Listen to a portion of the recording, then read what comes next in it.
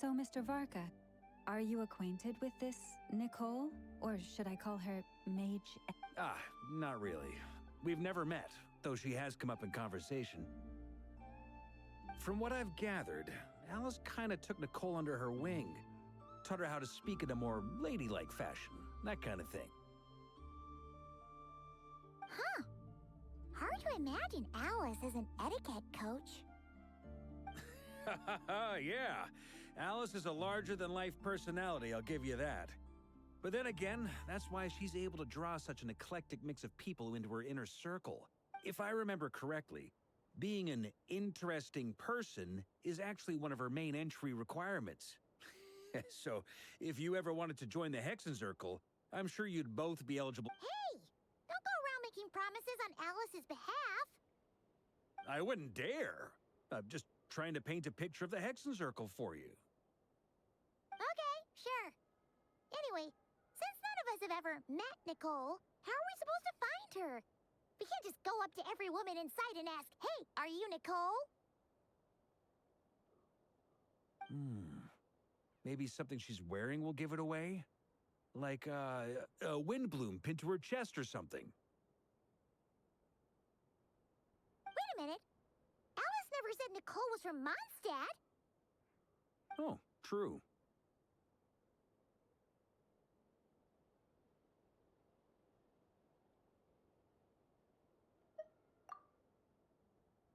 That would be this young lady, then?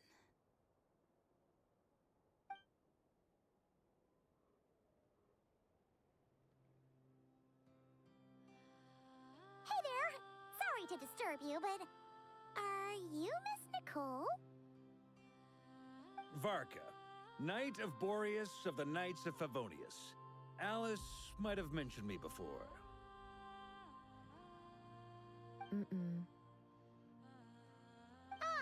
Have we got the wrong person? Sorry. Well, this is awkward. When I shook my head, I meant, no, Alice hasn't mentioned you before.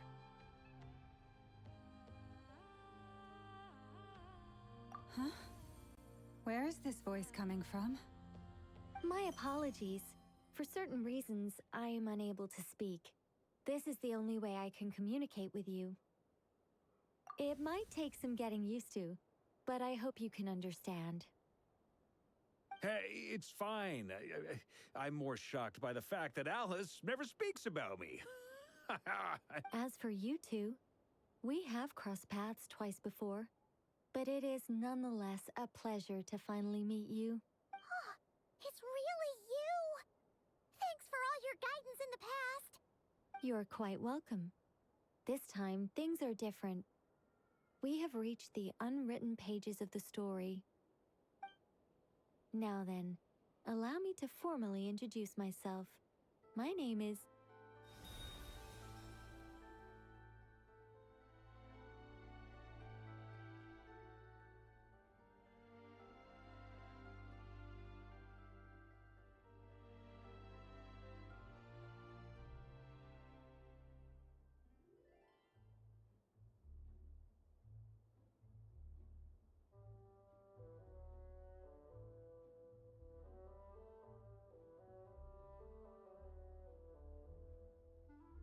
No, stop! Alice! I can't believe it! I had a whole speech prepared. I'd agonized over every single word. She always picks the worst moments to ruin other people's plans. I'm so sorry about that. Alice took the liberty of devising some bespoke self-introduction magic for each member of the Hexenzirkel. But I could have sworn I deleted all of the triggering conditions for it. How did it bypass everything?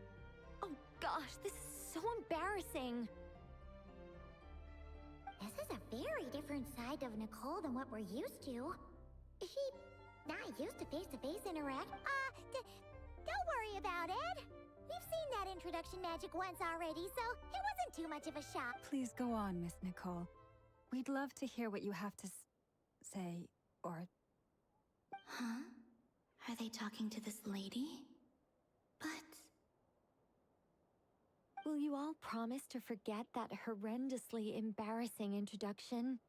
Sorry? Embarrassing? When?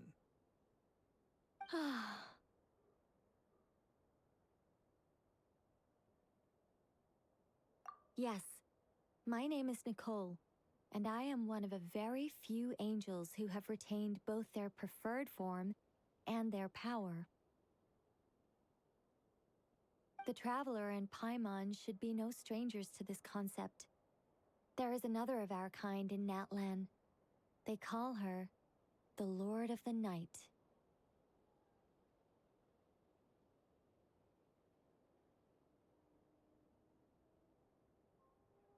Alright! Paimon remembers her! Yes. Well, I have retained more of my power than she.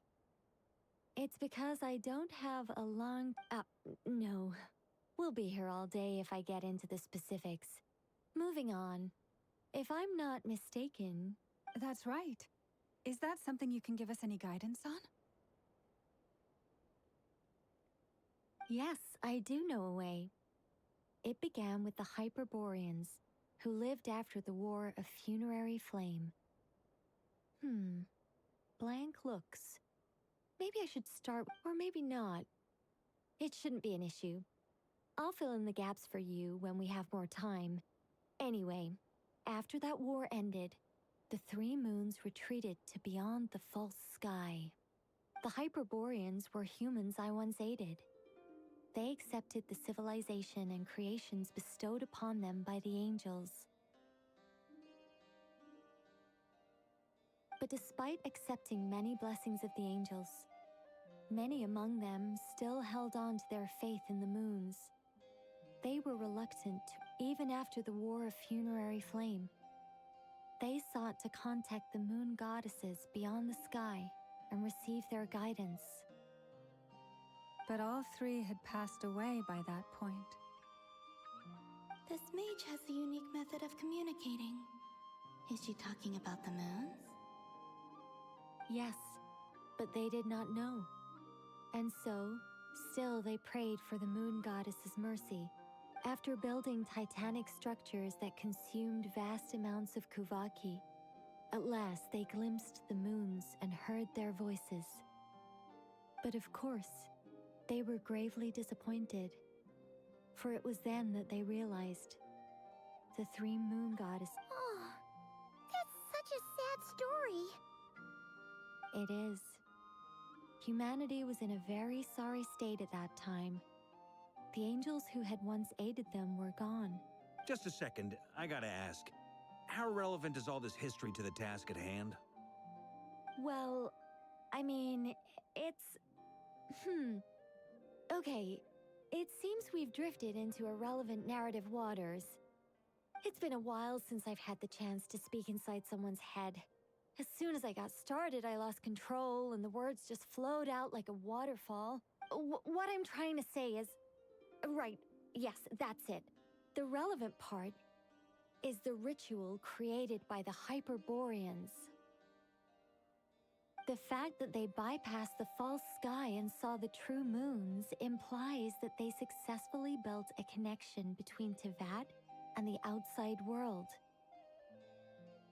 Which means, with enough Kuvaki and a sufficiently stable connection, it should be feasible to send... Okay, so they built some kind of portal?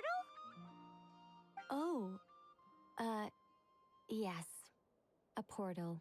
Is something wrong? I just didn't expect you to summarize it so well. It turns out I could have said all that in one word, if only I'd managed to think of it. No, please, it's fine. This is invaluable knowledge. I'll be sure to record... Oh, really? Well, in that case, I suppose I could backtrack and add some more detail. I did gloss over a few things so far. Whoa, whoa, whoa, time out. Let's summarize what we've got first. The Hyperboreans were the last ones to use this method, right? So we somehow need to find whatever structure they built and make sure there's... Luckily, we have the moon marrow of both the eternal and iridescent moons, so we're all good for Kuvaki. Which means the key issue we need to focus on... Yes. Although I expect the structure is long gone by now. That said, what if we could take advantage of the phantoms to travel back to a time when it still well, travel back isn't quite accurate. It's more like we'd be creating a handshake between 2 points in space-time. We wouldn't even have to pick a time when it still existed. It could just be a time when it still appeared in phantom form via projection, or we could project our own phantoms, fold them together. You look lost. Was that too hard to follow? Yeah, things got a little, technical there. Paimon's brain is reaching capacity. All right. Let me think about how to put this more simply. Okay, got it. Over the next few days, I'll search for phantoms that we can use. Once I find one that meets the criteria, I'll let you know. By completing certain rituals, specific individuals will be able to enter the phantom and make it to the Hyperborean structure. If everything checks out, and it looks feasible, we'll just need to wait for Moon Prayer Night, and we can send the Moon Goddess back home. I'm really skimping on the detail here. I think so. For now, we'll just wait to hear from you. Yes. Basically, yes. Great. Counting on you. In the meantime, we'll focus on finding the Moon Goddess's name.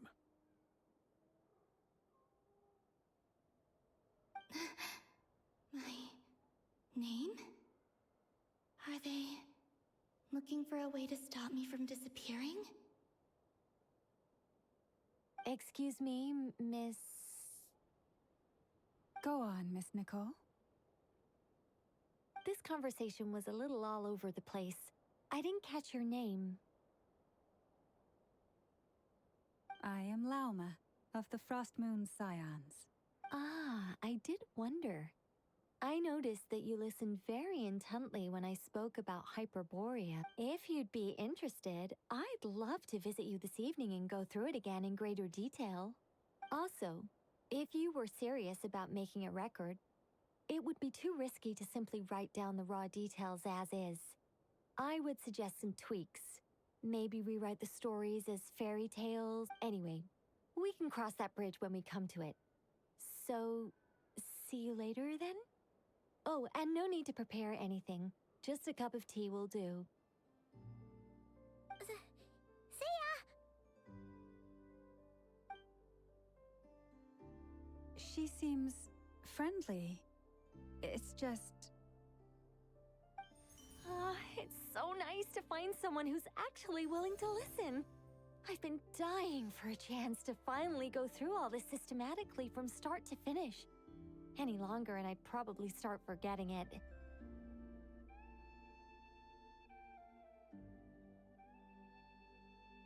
Now Paimon gets why Alice told us to mind our heads.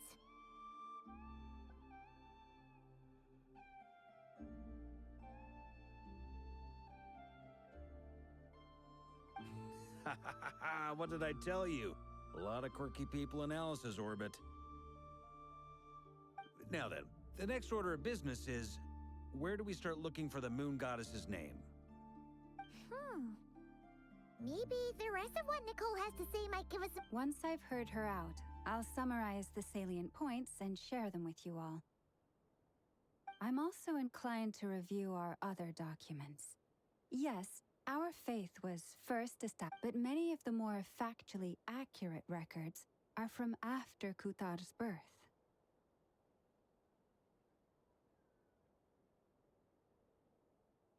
Sounds like we're gonna follow Kalabina's journey through Devat, huh? In that case, we'll start by heading to the Frost Moon Enclave. Sounds like a plan. Take this with you. I'll see about getting in touch with the Fatui. It'll probably just be Arlecchino. Thank you, Mr. Varka. Don't mention it. Honestly, I'm more comfortable dealing with the Fatui than prying into the details of a young lady's childhood. catch you later. I should follow them, just in case there's some way that I can help.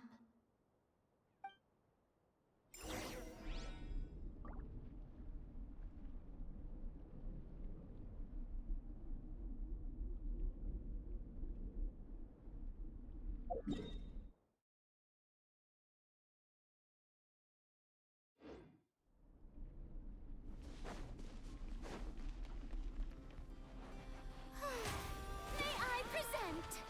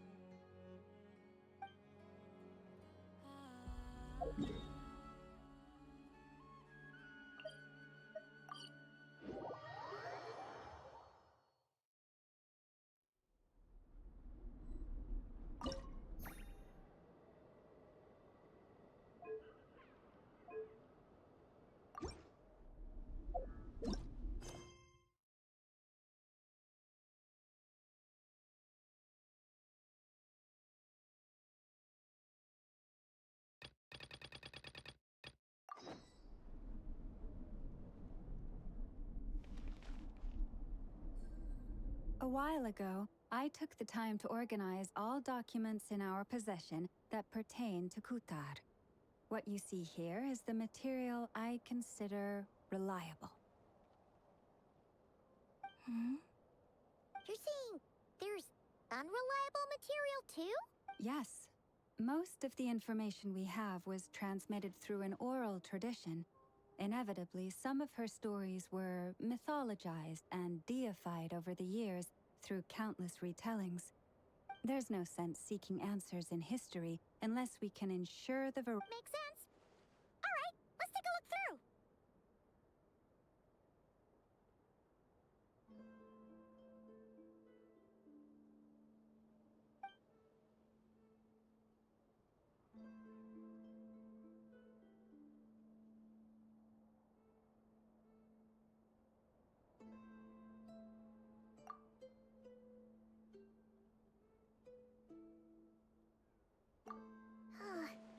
Almost all these records refer to Kutar instead of Columbina. Although neither of those is her real name. What we can gather from these records is that the Frost Moon Scions worshipped her as a god, placing impossible expectations upon her. I cannot fault them for their earnest faith, but for all their devotion, worshipping her day in, day out, I imagine that none of it resonated with Columbina. It wouldn't surprise me if, even back then, she had already begun to reject the name Kutar and everything it represented. Lama speaks the truth. When I heard them call upon Kutar with hope and expectation in their voices, they may as well have been calling upon some...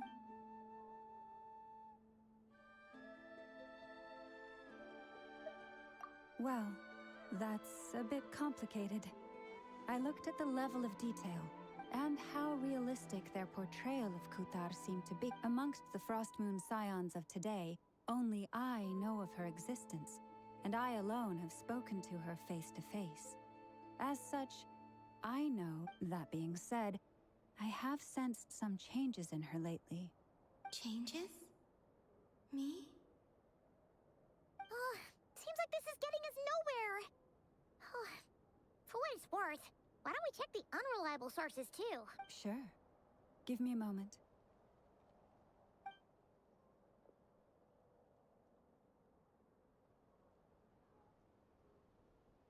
Exerting but a fraction of her divine might, Kutar sheared a great mass from the snow-capped mountain and cast it into the sea, upon whose surface shone the mirror image of the moon. Yeah, right. That doesn't even begin to pass the sniff. The 3 moons are not but lies through and through.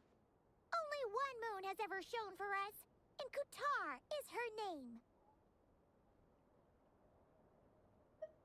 The vast majority of ancient texts are filled with fanciful tales like these. I trust you understand my criteria a little. Kutar did not speak, merely gazing into the distance in silence. And where her gaze landed, clearly, whoever wrote this text never even met Kutar. Otherwise, they'd know that her eyes are always closed. What about you, Traveler? What are you reading? Come on, let Paimon see. The child wished to build a wooden nest with which to shield a fledgling bird from the cold. But being so young and lacking in strength, the child could not snap the branches from the trees. Kutar was passing by. Upon seeing the child, she summoned forth the Kuhenki, who built a beautiful... I remember that. Not knowing the meaning of Kutar's divine intervention, the child dared not to respond, and thus ran home to call their parents. The moon chanter declared the event a miracle and took the nest as a relic, placing it on high for all to see. The child was named as one favored by the goddess, and was greatly respected amongst the people. Yet, no further miracles were bestowed, and this matter was forgotten in but a few... Huh. Any thoughts after reading that? Yeah. Columbina probably just wanted to join the kid in making nests. Ah. I'd originally considered this a fabrication, because Kutar did not perform any similar act. But now that I think about it, it does seem like something She didn't know how other people would interpret her actions. She was probably worried about making things difficult for people. And so... Yes. Oh, that's so sad.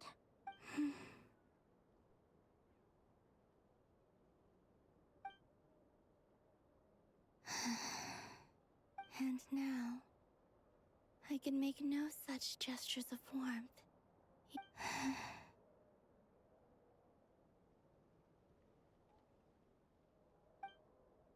Still no name. That's a bit of a shame. But we did learn some interesting stories. That's gotta count for something. Barca said he was gonna set up a meeting with Arlecchino and Sandrone, right? Let's go back to Nasha Town and see how he's doing.